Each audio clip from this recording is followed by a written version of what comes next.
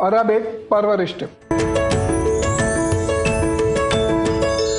आजकल बहुत सारे बच्चों को सांस की दिक्कत हो जाती है, सर्दी, नज़ला, खांसी, जुकाम उनको बहुत परेशान करता है। एक काम कर लें, छोटी पीपल ले लें।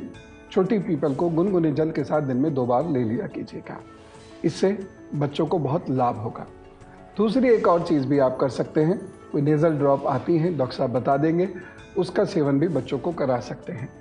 लेकिन यदि बच्चे को खांसी बहुत उठती है या सांस फूल रही है तो ऐसी चीज़ें जिसमें धुआं होता है उससे बच्चों को दूर रखिएगा।